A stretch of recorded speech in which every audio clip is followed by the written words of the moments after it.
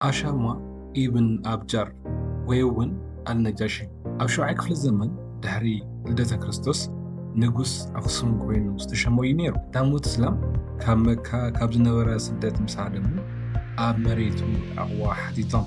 ኣሻማ ድማ ብድንጋጸ ተቐበሎም፣ እምነቶም ሰምዐ። ብዛዕባ ኢየሱስን ማርያምን ብዝምልከት ጥቕስታት ምስ ሰምዐ ኣዝዩ ተሰንጊፉ። እዚ እቲ ኢየሱስ ዘምጽኦን ካብ ሓደ ብርሃን ዝመጸ እዩ ኢሉ ኣዊጁ ዕቕባ ሂብዎም። ነቶም ዝሰግግዎም ዝነበሩ ቁረይሽ ኣሕሊፉ ክቦም ኣይደለየን። ንመልእኽተኛታቶም እውን ነጺዎም። ነቢይ መሓመድ ንኣሻማ ኣኽበርዎ፣ ምስ ሞተ ድማ ጸሎት ገይሮምሉ። እዚ ድማ ናይ መጀመርታ እስላማዊ ጸሎት ቀብሪ ሓደ ክርስቲያን ኮይኑ ተሰኒዱ ይርከብ።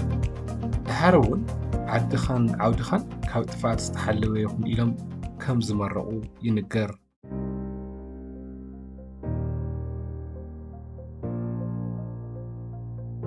ኣብ 7ይ ክፍለ ዘመን ገዛኢ መንግስቲ ኣክሱም ዝነበረ ንጉስ ኣርማ ብሽግግር ንግስናን ጽንዓትን እዩ ነጊሱ። ሳንቲሙ ክርስትያናዊ መስቀል ዝሓዘ ኮይኑ ኣብ መንጎ ዝንቀሳቐሱ ዓለማዊ ሓይልታት ነባሪ እምነት ኣክሱም ብትብዓቲ ይውጅ ነይሩ። ኣብ ዘመነ ንግስነት ኣርማ ዓውላልነት ኣክሱም ኣብ ንግዲ ቀይሕ ባሕሪ ክዳኸም ከሎ ንሱ ግን ንመንፈሳዊ ውርሻ ናይታ ንግስነት ደጊፉ። እቲ ምሕረትን ሰላምን ተባሂሉ ዝተጻሕፈ ሳንቲሙ ንፍትሕን ስኒትን ዘወፊ ገዛኢ ዘንጸባርቕ ነይሩ። ኣርማ ካብ ኢዛና ወይ ካሊእ ዋላ እኳ ውሕድ ዝፍለጥ እንተኾነ ከም ሓላዊ ክርስትያናዊ መንነት ኣክሱም ኮይኑ ጸኒዑ ደው ኢሉ።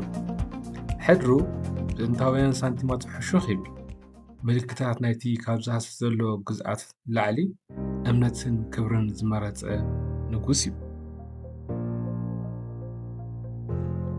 ንጉስ መሃዲስ ምስጢራዊ ግን ከዓ ጽልዋ ዘለዎ ገዛኢ መንግስቲ ኣክሱም እዩ ነይሩ። ኣብ 5ይ ክፍለ ዘመን ድሕሪ ልደተ ክርስቶስ ስሙ ኣብ ወርቂ ሳንቲም ብግሪክ ዝተቐርጸ እንትነበር ብጸጋ ኣምላኽ ዝብል ሓረግ ዝሓዘ ነይሩ።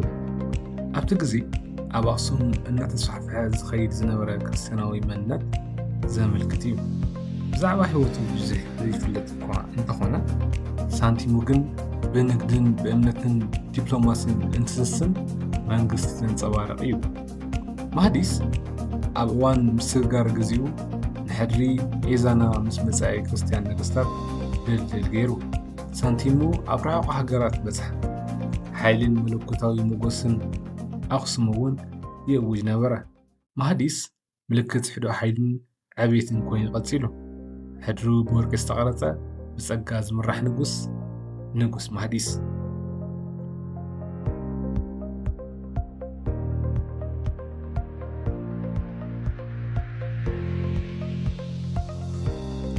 እቲ ብዋዜና ዝፍለጥ ንጉስ ኣውሳነስ ኣብ መጀመርታ 4ይ ክፍለ ዘመን ድሕሪ ልደተ ክርስቶስ ንግስነቱ ናይ ምስግጋርን ጽልዋን ንዓብየት ዝኸይድ ዝነበረ እዋን እዩ ነይሩ። ኣውሳነስ መንፈሳዊ ለውጢ ኣክሱም ዘመልክት ክርስትያናዊ ምልክታት ዝሓዘ ሳንቲሙ ይዝከር። ካብ ኤዘና ዝወሓደ ፍልጥ እኳ እንተነበረ ንኣክሱም ክርስትያናዊ መንነት ዲፕሎማስያዊ ምብጻሕን መሰረት ኣንቢሩ። ሳንቲሙ ኣብ መላእ ኣፍሪካን ዓረብን ይዘውር ነበረ። እዚ ድማ ንሓይልነትን ኣክሱም ዘመልክት እዩ ነይሩ። ኣውሳነስ ብህድኣት ሓይሊ ይገዝእ ነበረ። ንባህልን ለውጢ ድልድል ገይሩ። ሕድሩ ኣብቲ ዝደርበዮ ባጢራን ንክርስትያናዊ ግዝኣት ዝሃነጸኦ መሰረትን እዩ ዝነብር።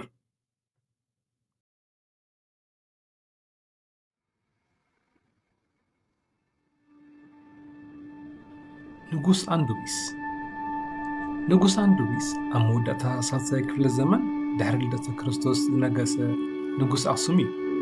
ንሱ ናይ መጀመርታ ናይ ወርቂ ሳንቲም ዘሕተመ ኣፍሪካዊ ንጉስ እዩ። እዚ ድማ ኣክሱም ናብ ዓለማዊ ንግድን ዲፕሎማስን ምእታዋ ዘመላኽት እዩ። ኣብ ሳንቲሙ ድማ ምስሊ ዘውዲ ዝደፍአ ንጉስን ንጉስ ኣክሱማውያን ዝብል ሓረግ ዝሓዘ እዩ ነይሩ። ሓያልነትን ሉዓላውነት ኣክሱም ዘርኢ እዩ። አንዱቢስ ንቁጠባ ኣክሱም ኣጠናኺሩ ምስ ሮማ ህንድን ዓረብን ኣራኺቡ። ንግስነቱ ካብ ናይ ጎሳ ምሕደራ ናብ ሃፀያዊ መንነት ምዝውዋር ዘመልክት እዩ። ብወርቅን ብርን ኣቢሉ ንዓለም ስልጣን ኣክሱም መጺእ ኣሎ ኢሉ ነገሮ። አንዱቢስ ንጉስ ጥራይ ነበር። በዓል ብዙሕ ዓላማ ስልጣነ ዝመሰረተ ደፋርን ሰብ እዩ ነይሩ።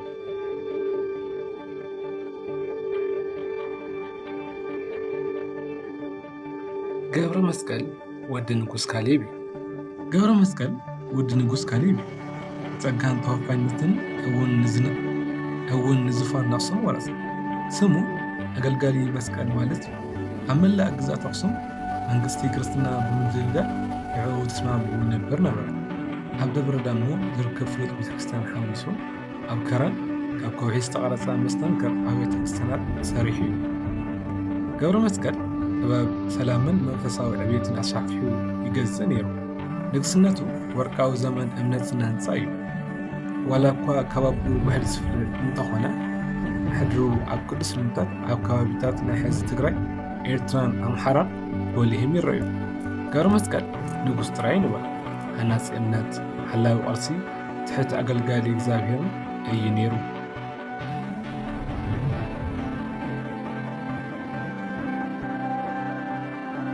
ብኤላ ኣጽብሃ ዝፍለጥ ንጉስ ካሌብ ኣብ 6ይ ክፍለ ዘመን ድሕሪ ልደተ ክርስቶስ ዝነበረ ንጉስ እዩ። ንግስነቱ ብእምነትን ትባዕትን ኣህጉራዊ ጽልዋን ዝተለለየ እዩ። ኣብ የመን ዝነበሩ ክርስቲያናት ብናይ ሂምራውያን ንጉስ ንዋስ ኣብ ዝስደደሉ ዝነበረ እዋን ካሌብ ንቀይሕ ባሕሪ ሰጊሩ ተባዕ ወታደራዊ ወፍሪ ኣካይዱ።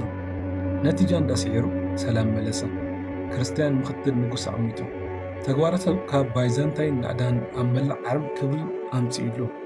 ካሌብ ድሕሪ ናይ ዓመታት ኣገልግሎት ህይወት ምንኩስና ክነብር ካብ ዙፋን ከም ዝለቐቐ ይንገር። ሕድሩ ከም ተዋጋኢ ፍትሕን ሓላዊ ምእመናን ኮይኑ ይነብር።